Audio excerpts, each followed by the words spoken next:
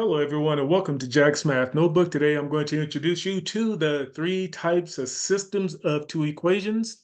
Now, let's take a look at the first one where it has exactly one solution. The reason why these two linear equations will have exactly one solution is because their slopes are different. So let's take a look at y equals 1 half x plus 2 and y equals a negative 1x plus 5. And as you can see, 1 half is different from a negative 1. And because their slopes are different, they are going to crisscross at some point. And in this case, if we look right here, we have y equals 1 half x plus 2. We notice that it crisscrosses at 2. It has a high right and it has a low left, and is going in this direction, whereas y equals a negative x plus 5. It has a y-intercept at positive 5, but is going downhill one at a time from there. And as you can see, they crisscross at one point. That is the point where all things are equal. And in this case, it is at 2, 3, and it will be the only point where they will crisscross at, because right here, exactly one solution. That means, and it happens because their slopes are different. And let's take a look at the second type of system of linear equations.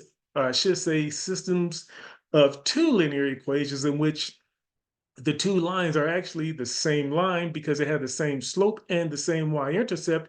And sometimes students can be misled because they can look very different. And so let's take a look at x plus y is equal to 3 and 2x plus 2y is equal to 6. Now you're probably asking now, how could these two linear equations be the same because they look so different?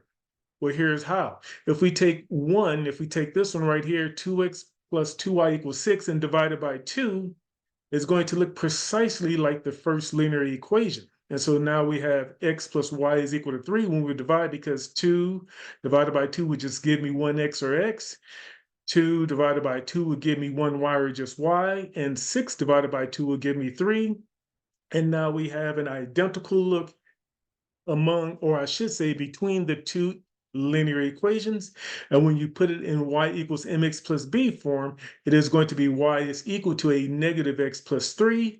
And both of them have infinitely many solutions because they're actually the same line. And let's take a look at another type of systems of two equations in which there are no solutions. Okay, and so here's the reason why they have no solutions.